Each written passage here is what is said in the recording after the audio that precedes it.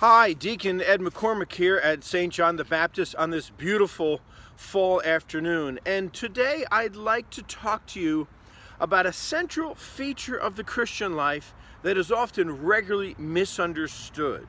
And here it is. It is the practice of devoting your entire life to Christ. It's the idea of surrendering yourself, giving yourself, your whole life to Christ.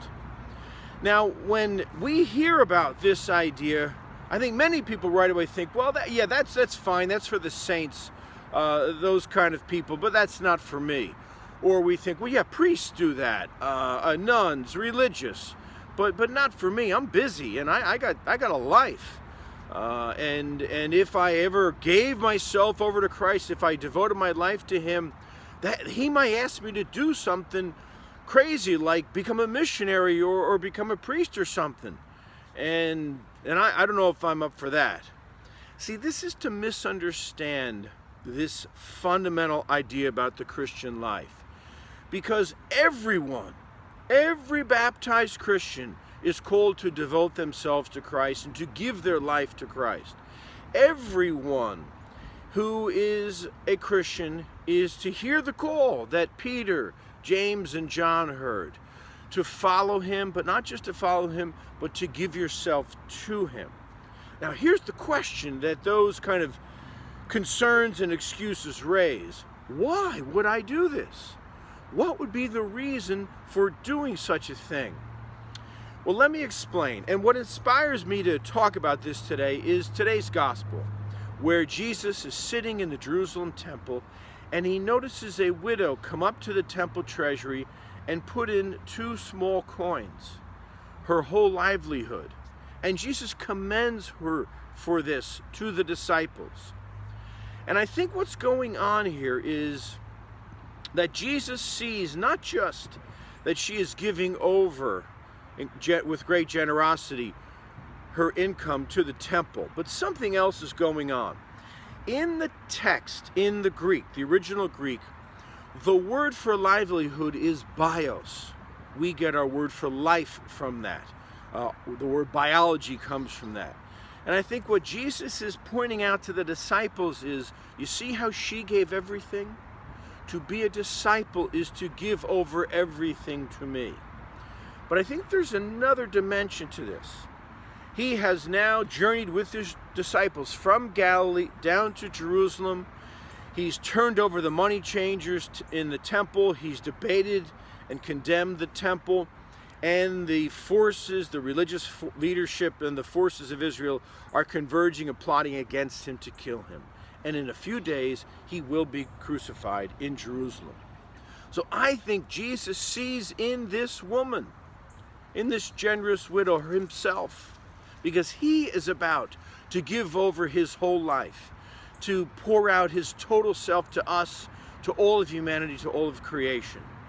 You see, what's crucial is that Jesus has already died for us, and His death has already begun to free us from the forces of hostility and hatred, cruelty and revenge and jealousy, all the forces that destroy relationships. He has already forgiven us.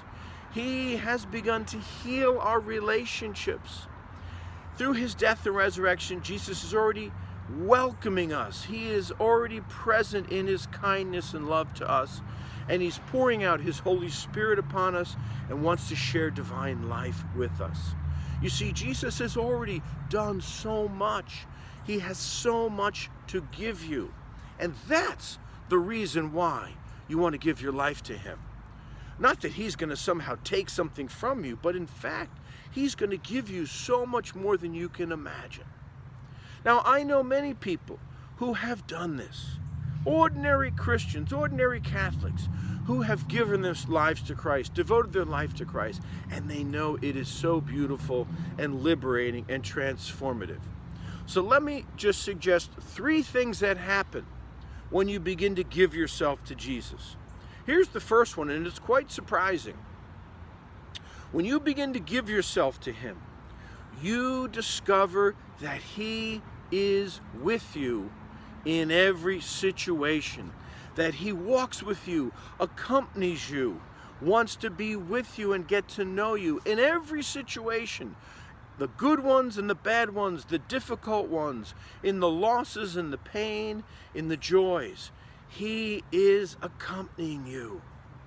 Here's the second one that follows from that. Because he's accompanying you, you start to discover that you come more and more under his influence. Instead of being driven by your anger, your fear, your past wounds, your own rage, your jealousy, you will be more and more influenced by him, by his peace and justice, by his love, by the meaning and joy that comes from giving yourself to him. And here's the last thing. When you devote yourself to Jesus, you start to feel a desire to want to cooperate with his work and his mission. And you start to realize that you can be an ordinary conduit through which he reaches out and touches other people. So my friends, I encourage you, give yourself to him. Give your life to him. Today, offer yourself and all that you have for him. Let me conclude with a prayer from St. Ignatius of Loyola. And this prayer summarizes what I've been trying to say. And you can say it here with me. Here it goes. Take, Lord, and receive all that I have and possess, my memory, my liberty, my understanding, my entire will. All of it comes from you, and I return it to you. Dispose of it wholly according to your will. Give me only love of you and the grace to do this. That is enough for me. See you in the next video.